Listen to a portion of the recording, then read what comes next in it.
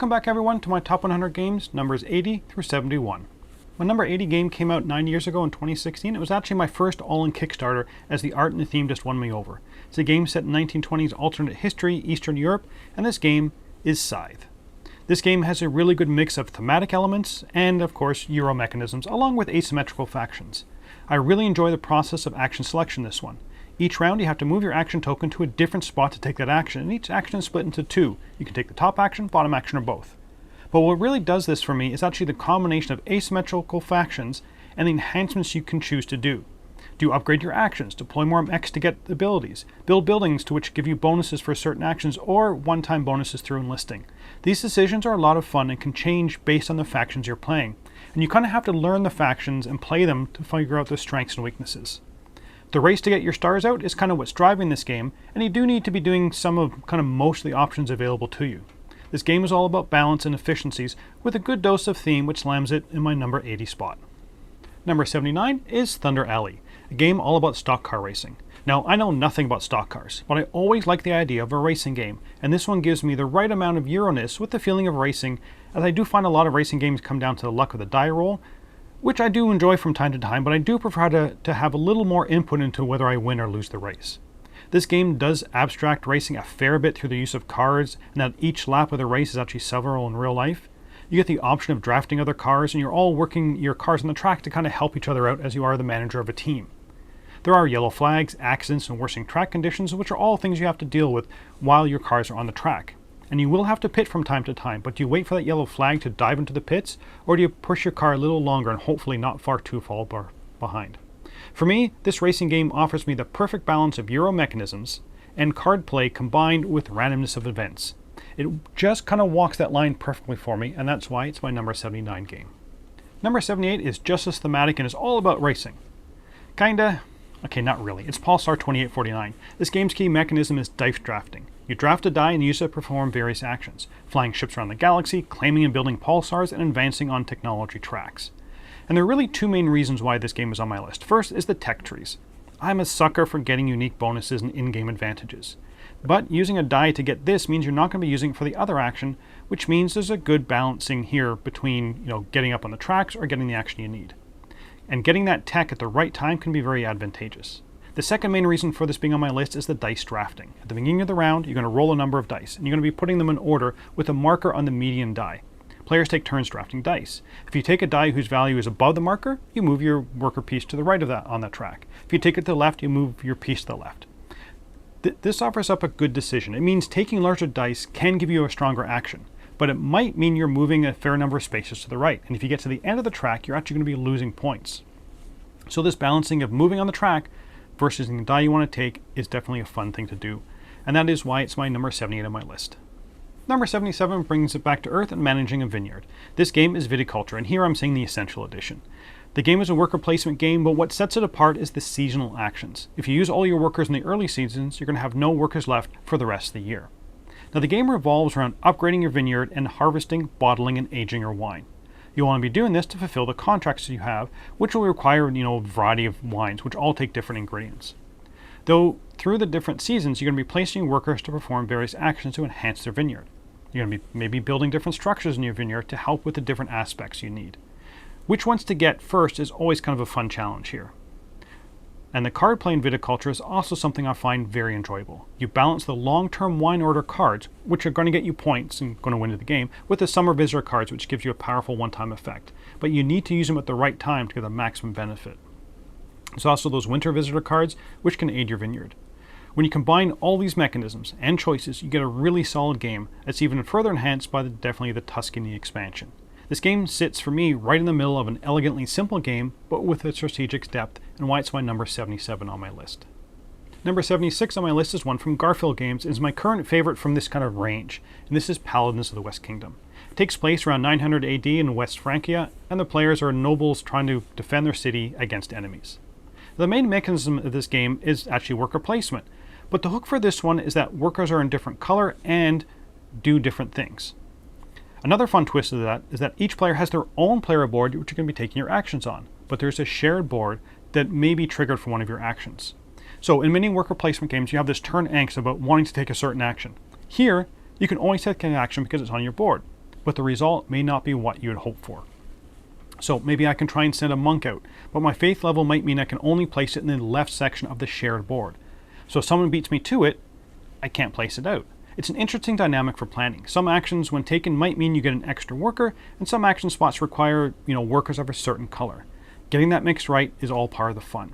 There are also some cards which you can recruit with your strength, or maybe you use your faith to convert them to your side.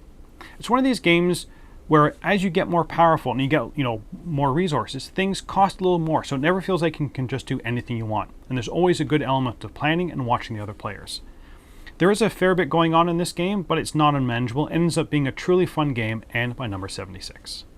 Number 75 on my list is a little more obscure than my previous games on my list. This one's called Patch History. The game is a civilization and city building game. I guess, kind of. You're building up a tableau in front of you out of cards that are going to be auctioning off. These cards have famous people on them, or places, and each game has 3 eras, which are going to be building a bigger, larger grid each time. The main key for this game is the whole patching mechanism. Each round there's going to be an auction to start off. When each player has one tile, you're going to patch them into your tableau. Each card is made up of 6 squares, and when patching you must cover at least 1 square in an existing tile, or cover at least 1 square in the new tile with an existing tile. This is going to alter your stats, as you could be decreasing on one type of square and gaining others. And in each area, you're limited to the space of your tableau.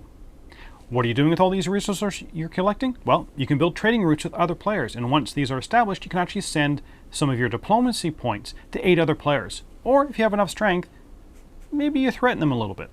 And later on in the game, you can also go to war with another player. This is, of course, a very Euro mechanism war, where you're going to be using a chit to say either aggressive or alliance, and depending on what each player picks, that's going to decide the outcome. Now, this is rarely a huge negative, even if they're losing players, unless you're kind of woefully unprepared for it.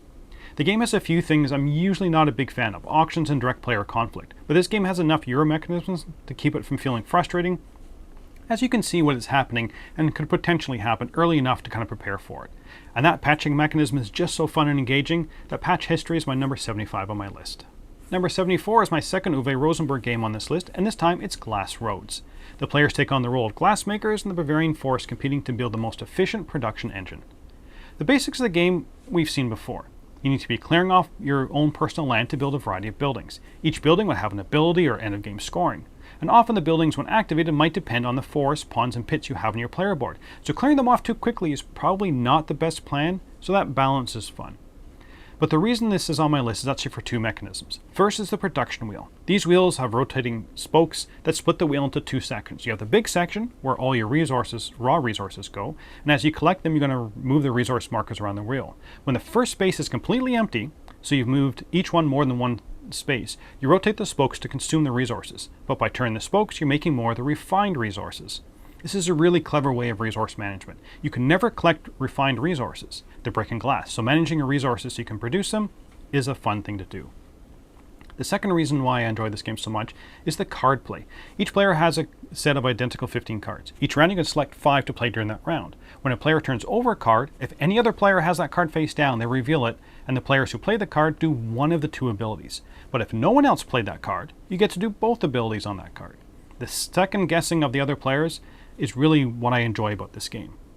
Though there's a whole bunch of buildings you can build to do various actions and score points, means that the game ends up being my number 74 on my list.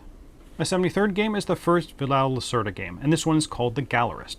Each player takes on the role of a gallerist, splitting their time between being an art dealer, gallery curator, and artist manager. You want to discover new artists, promote their work, and then sell their work for a profit.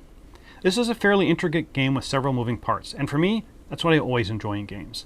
At its heart, it's a worker placement game, but with a few twists. First, as you have your main curator, but you also have assistants. These assistants can be kind of left behind to be kicked out by other players when they take that action.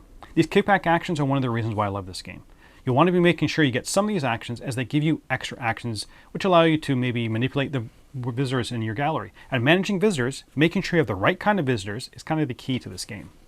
Like a lot of the sort of games, this one kind of has rippling actions. That is, you often have to work backwards from what you want to do to work out the steps you need to make it happen. Then you see if there's maybe a more efficient way to do it, and these kickback and executive actions are kind of a key to those plans. Another aspect of Lacerda games that I love so much is the multiple paths to victory. Often when the end game is coming, I look around at the other players and think, I should have done more than that. And they often tell me that they should have done more whatever path I was going on. And that is why it's my number 73 game. Number 72 on my list is a card game, all about drafting and engine building. This is It's a Wonderful World. The theme in this one is, well, to be fair, I'm not exactly sure beyond being an empire looking to expand. The core gameplay is drafting cards and a little bit of engine building.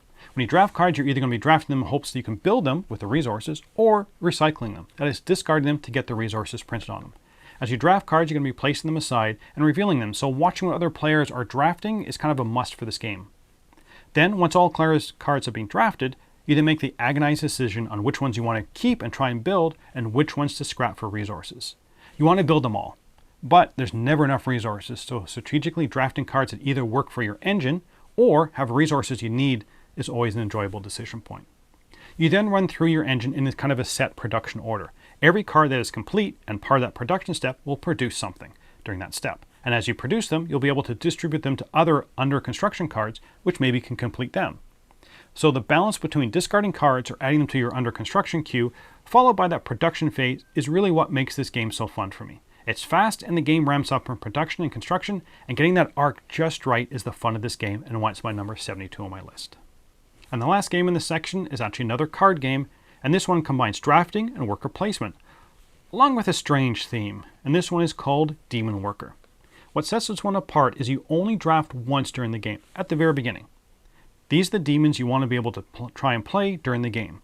And each round you'll be assigning workers to different work areas, and this is kind of the worker placement piece. You get the benefit from the work area and the worker itself. There might be costs associated with going to the location, and you have to pay additional resources if another worker is already there. And one of the areas is a way to get more workers out by playing a card from your hand and hopefully getting the points from them. The main reason why I find this one so intriguing is that initial draft. Once you've drafted, that's it. No more cards. You have to play the cards you have. And all the demons are good and well balanced. Some of them are more powerful in-game, but are worth little to no points at the end of the game, while others are weaker, but worth more, and getting that balance right and your resource generation working is just a fun puzzle to work out. And each game you're going to have a different set of cards, so that challenge starts all over again. The game doesn't overstay its welcome, and I always feel like I've had a good but satisfying quick gaming experience at the end, which makes this my number 71 and the last game in this section. So that's it for these 10 games, number 80 through 71. A couple of card games and some more Euros. The next 10, there's actually going to be something that's going to be unique for my list, and it's because it's the only one of its kind on my list. But until next time, thanks for watching.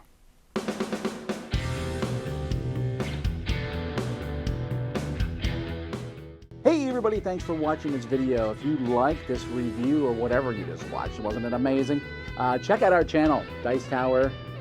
We have all kinds of things. We review games, we do top 10s, we play games live. It's all about board games, but especially the people who play them. Check out Dice Tower YouTube channel.